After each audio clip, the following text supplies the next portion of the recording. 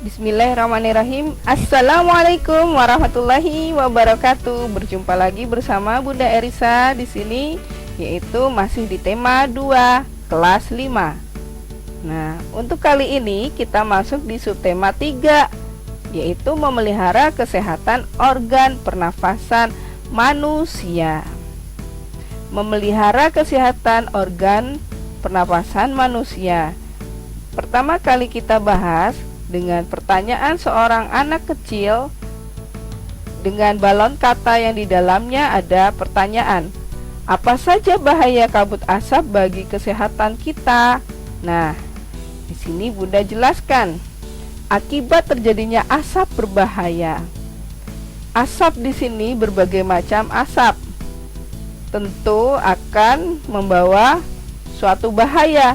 Apa saja akibatnya dari bahaya tersebut? Ya, ketika kita bertemu dengan asap berapa jam lamanya, pasti mata kita akan terasa perih.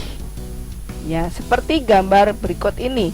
Matanya merah, iritasi gitu ya. Dan di sebelahnya ini merah juga di bagian tenggorokan dan juga bagian hidung, tidak terasa nyaman ketika bernafas karena di sekitarnya ada asap berbahaya.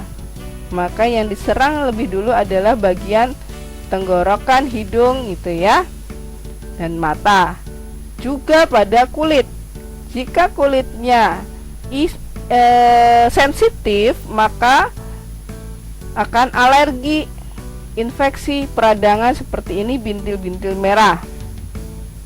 Begitu juga kepada para manula, yaitu orang-orang yang lanjut usia, tentu imunnya tidak mudah bertahan lama untuk sehat, apalagi lingkungan kurang mendukung, banyak asap berbahaya, maka akan mudah sekali terganggu kesehatannya.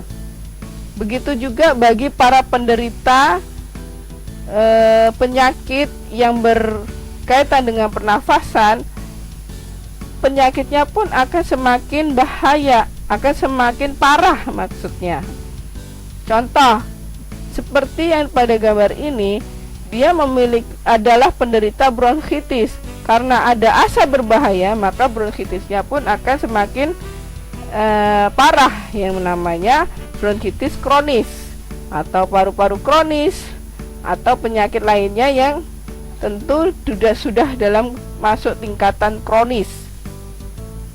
Begitu juga dengan manusia biasa, bukan penderita penyakit, seluruh ruangan atau lingkungan sekitar daerahnya masih terdapat asap berhari-hari, itu akan menurunkan kerja paru-paru, akan kesulitan bernafas ya. Begitu juga lingkungan yang lainnya ikut tercemar, ada limbah-limbah lainnya atau ada sanitasi air bersih yang diproses akan tercemar akibat asap yang berhari-hari di daerah tersebut. Begitu juga ada makanan yang belum ditutupin, cepat mudah tercemar ya. Kemudian kita di sini diminta untuk belajar bagaimana memelihara organ pernafasan. Caranya ada 3. Lihat ini, tanda panah berwarna orange, berarti ada 3 cabang, 3 cara memelihara organ pernafasan. Cabang yang pertama di sini ada seorang anak perempuan dengan penjelasan menghindari zat-zat yang dapat merusak organ pernafasan. Pada gambar sudah ditunjukkan dengan menggunakan masker. Karena apa? Karena yang dihadapi ada rokok ini ya, kemudian kendaraan asap, kemudian ada debu-debu yang entah berantah tiba-tiba mensikap di daerah lingkungannya gitu ya. Kemudian ada makanan minuman yang mengganggu pernafasan, misalnya terlalu dingin minum air es ya. Kemudian ini ada menghindari benda-benda yang menjadi pemicu alergi, maka harus menggunakan masker. Oke. Kemudian cara yang kedua, di sini ada lambang simbol peralatan kebersihan. Artinya kita caranya adalah selalu rajin membersihkan bagian yang mudah berdebu, yaitu bagian ventilasi. Pertukaran udara di rumah, lubang-lubang kecil di atas jendela ini adalah ventilasi, sirkulasi udara. Dan dengan sapu lidi dan serok ini rajin membersihkan sampah-sampah yang berserakan di sekitar kita. Lalu di sini ada pohon. Artinya kita diminta untuk melakukan penghijauan di sekitar rumah kita, di pinggir-pinggir jalan ya. Walaupun ada kawasan pabrik, walaupun termasuk daerah yang padat kendaraan bermotor, maka harus butuh menanam pohon. Karena dengan adanya pohon bisa menyerap udara-udara kotor itu, diolah oleh pohon menjadi udara segar. Kemudian yang terakhir, ini menjaga kelembaban ruangan di rumah ya, sehingga pernafasan tidak akan terganggu. Oke. Untuk cabang yang ketiga di sini merawat paru-paru. Nah, utama dari organ pernafasan adalah paru-paru. Di sini kesehatan yang harus diperhatikan, kita harus ngapain untuk diri sendiri? Diri sendiri harus teratur berolahraga, makan makanan bergizi, dan tidurnya dengan posisi yang benar, tidak asal, sehingga tidak mengganggu jalan pernafasan pada organ dalam, yaitu tenggorokan, trachea, bronkus, bronchiolus, dan alveolus di bagian dalam paru-paru. Kemudian rajin memeriksakan kesehatan organ pernafasan secara teratur ya. Seperti itu untuk melakukan pemeliharaan organ pernafasan kita. Nah, tahukah kalian apa kepanjangan dari karhutla? Ini adalah pemeliharaan yang pertama tadi ya, dengan menggunakan masker. Yang gambar pertama ini masker saat terjadi kabut asap. Yang kedua sama, kabut asap. Di sini dia anak laki-laki lindungi diri dari zat berbahaya. Nah, yang laki-laki lainnya lindungi diri dari dampak buruk kabut asap. Karhutla apa? Kebakaran hutan dan lahan yang pernah terjadi di daerah mana kalau di buku? Di daerah Riau. Ya. Asap karhutla dan masa depan anak-anak. Ada 7 provinsi saat itu berdampak untuk daerah tersebut dan menyebar ke sekitarnya tahun 2019. Nah, diteliti masalah kesehatan banyak yang mengalami di bagian hidung, mata terjadi iritasi. Lalu ISPA, ISPA ini akronim juga ya, kepanjangan singkatan dari infeksi saluran pernafasan akut. Lalu penyakit jantung juga berpengaruh ya, asma, pneumonia, obstruktif kronik, penyakit paru-paru. Bagaimana upayanya, terutama untuk melindungi anak dari asap? Di sini ada 10 upaya. Kalian bisa baca. Tentu di sekolah pernah nih ada kata akronim lagi, PHBS. Kepanjangan dari apa PHBS? Perilaku hidup bersih dan sehat. Ya. Yaitu kalau di sekolah apa PHBS-nya? Ya. Aturan dalam sikat gigi, cuci tangan, kemudian pemeriksaan ketika baris kukunya panjang atau tidak, telinganya diperiksa, masih ada kotorannya atau tidak, giginya kelihatan ada kuning-kuningnya tidak, itu ya PHBS. Pastikan pintu dan jendela tertutup rapat. Ketika ada asap melanda di daerah kita berhari-hari. Nah, Pastikan juga tutup tempat masuk udara luar dengan perekat kain basah agar debu atau asap dia menempel di kain basah. Caranya seperti itu. Matikan pendingin udara, letakkan kain basah di jendela dan ventilasi. Jangan bakar sampah, malah justru akan semakin banyak nanti asap-asapnya. Ini penampungan air minum dan makanan harus tertutup, maksudnya tertutup penampungan air bersih. Cuci sayur buah sebelum dikonsumsi, karena kalau di luar pasti kan sudah terkontaminasi dengan udara luar, maka kalau mau dimasak harus dicuci bersih ya. Seperti hal biasanya keadaan normal yang tidak ada asap pun harus dicuci, apalagi ada asap. Banyak minum air putih, sering minum air putih, dan keluar rumah pakai masker. Hidungnya yang ditutupin, bukan mulutnya saja ya, masker. Oke, itu tadi karhutla, kebakaran hutan dan lahan yang terjadi di tahun 2019. Nah, di sini selanjutnya Bunda mengajak kalian berpikir faktor lingkungan lainnya yang mempengaruhi pernafasan tadi karena asap ya. Sekarang satu lagi yaitu karena adanya bau sampah. Maka di sini kita ada belajar membuat poster kesehatan, mengajak para penduduk atau masyarakat untuk melakukan GPS. GPS ini bukan melacak keberadaan anak kelas 5 gitu ya, tapi GPS di sini adalah gerakan pungut sampah. Jadi setiap orang bertemu dengan sampah dilihat, pungut dan dibuang ke tong sampah. Ya. Dan poster kesehatan lainnya melenyapkan asap rokok.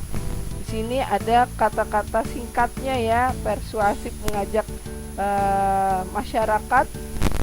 Contoh, honey, save me. Be healthy, be happy. Don't smoke for our beautiful life. Di sini paru-parunya menjerit sambil membawa spanduk yang seperti rambu-rambu lalu lintas ya, gambar rokok yang disilang. Nah, ini salah satu syarat membuat poster itu singkat kata-katanya dan ada gambar ilustrasi yang jelas.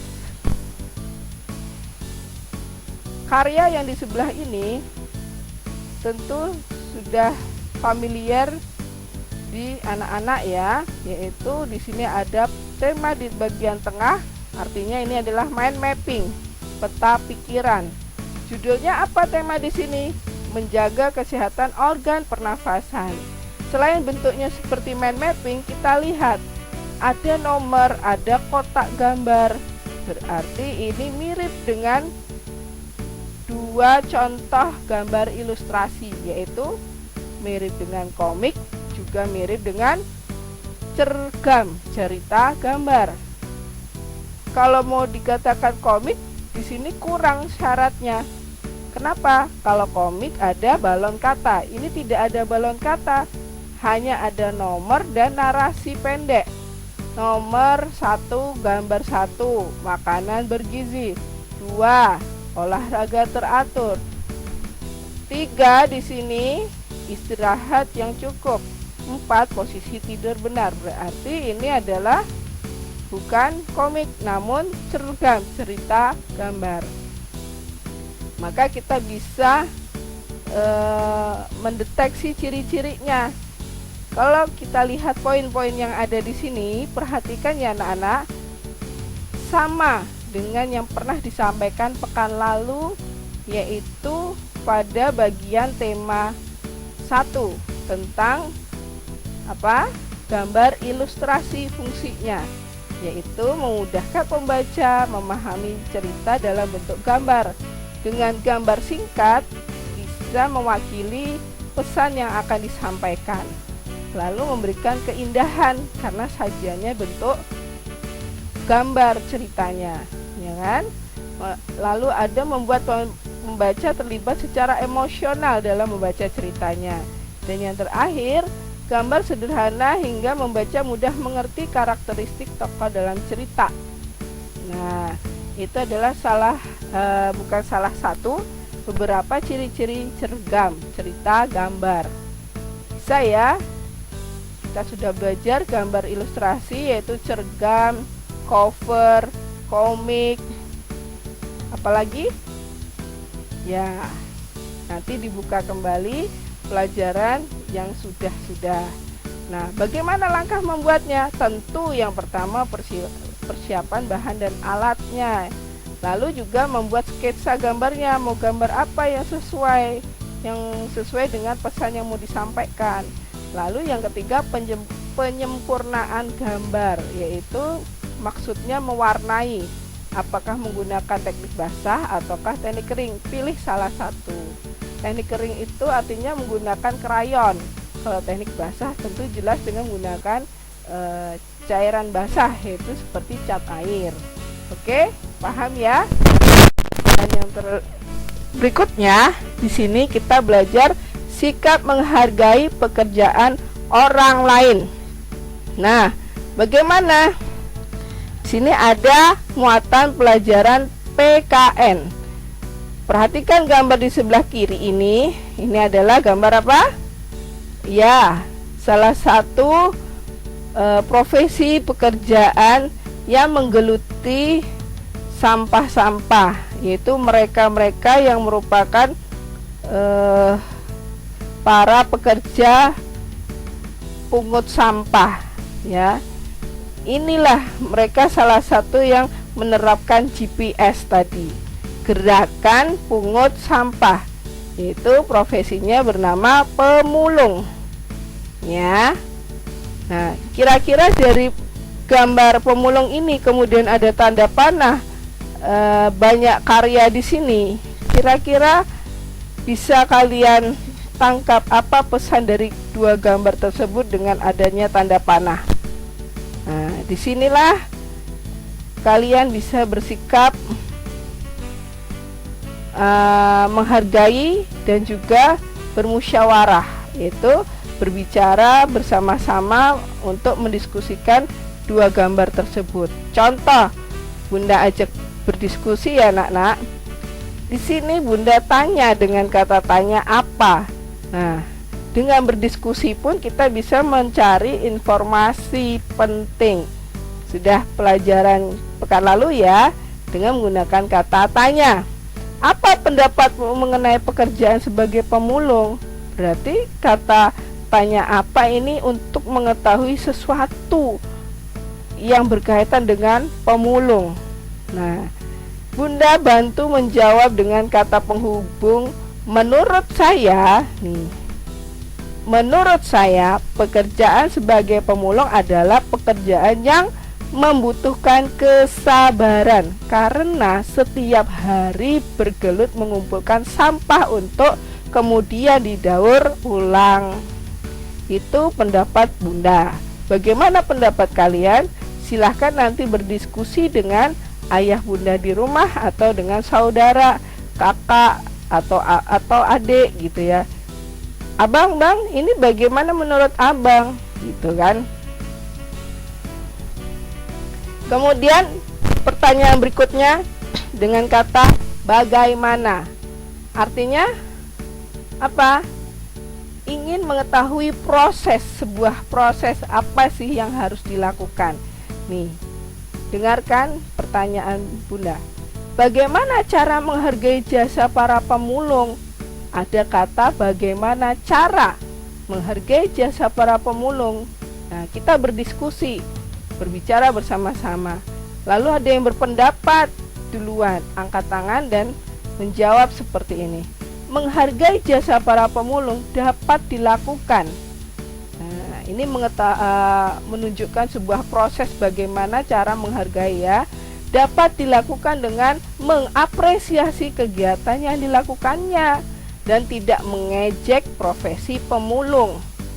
Ada kata apa? Kata asing atau kosakata yang sukar? Ya. Mengapresiasi artinya adalah memberikan sebuah penghargaan, pujian, atau kita bisa bersikap menghargai kepada orang lain, yaitu salah satu bagian dari kita hormat juga kepada orang lain, ya. Kemudian di sini ada pertanyaan berikutnya untuk bahan diskusi kalian.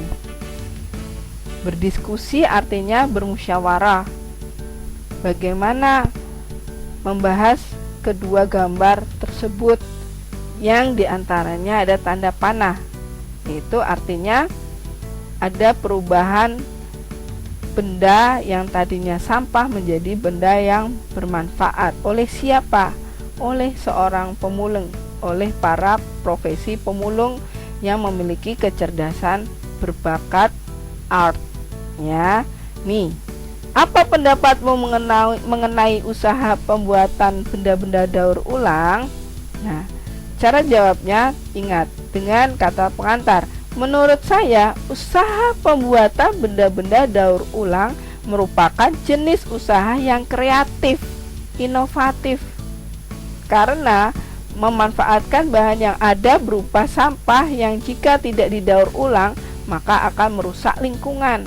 Nah, ternyata di balik kekreatifan kita itu bisa menciptakan lingkungan yang sehat, tidak bakal merusak lingkungan gitu.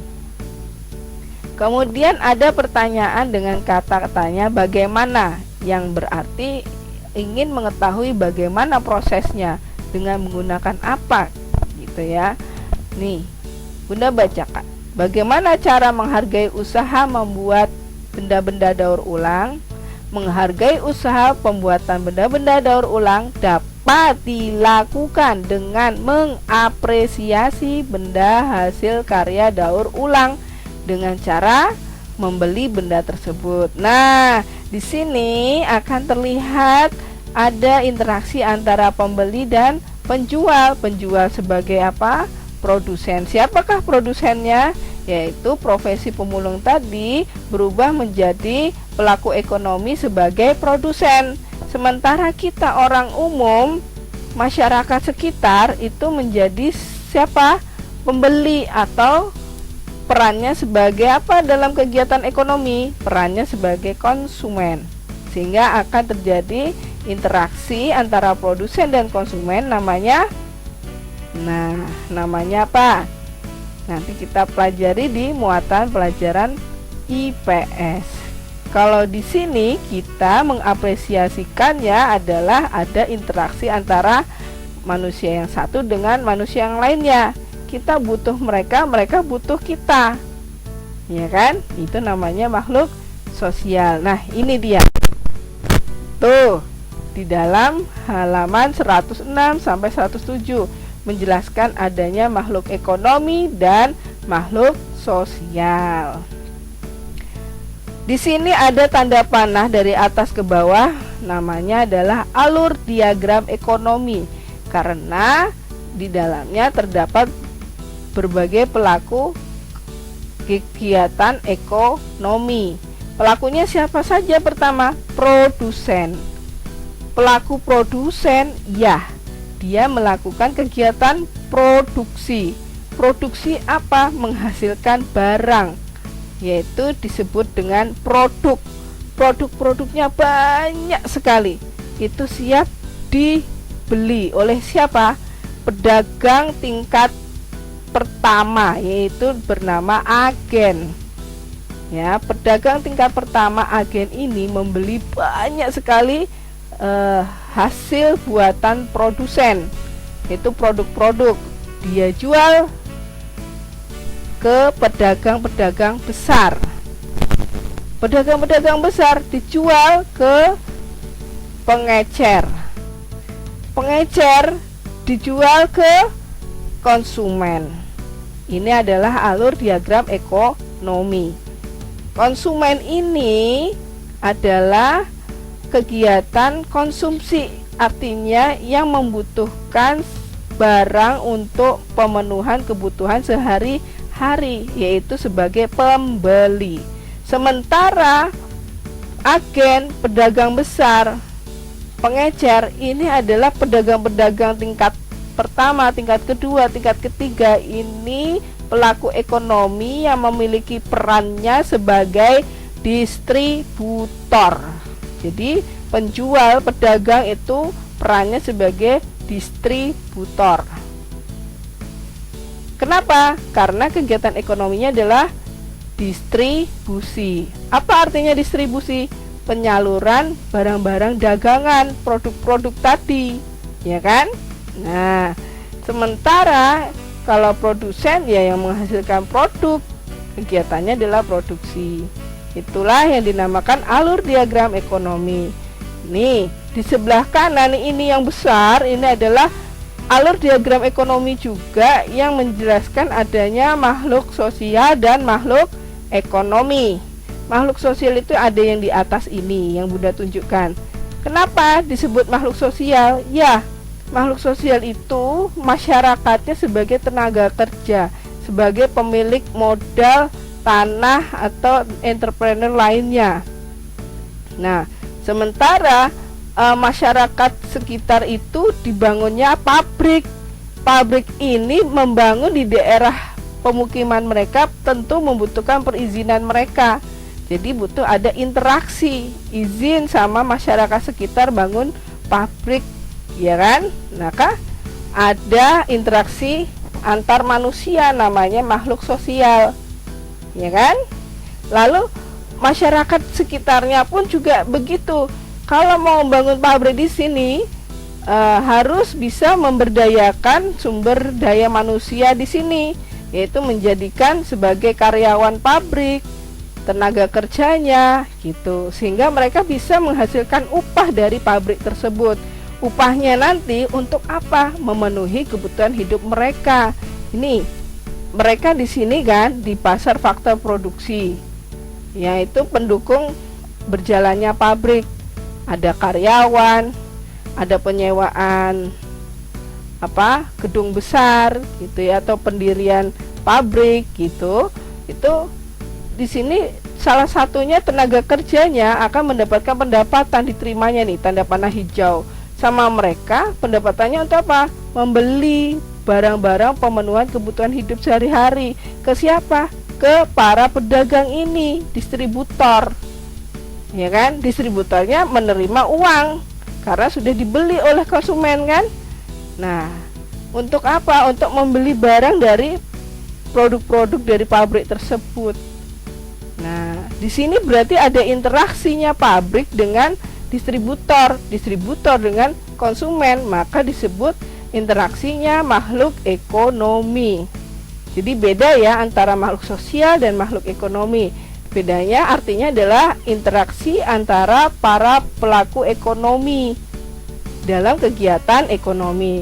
Kalau makhluk sosial adalah interaksi antara manusia yang satu dengan manusia yang lain, karena saling membutuhkan. Pabrik butuh masyarakat, masyarakat butuh pabrik, ya kan? Nah, itulah yang dinamakan saling berinteraksi, saling berhubungan satu sama lain, menjalin kerjasama yang baik. Ya, itu dia materi di subtema 3.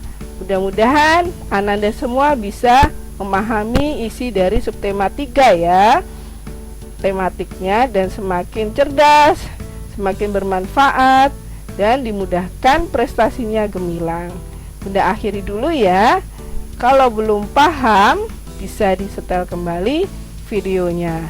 Terima kasih perhatiannya. Wassalamualaikum warahmatullahi wabarakatuh.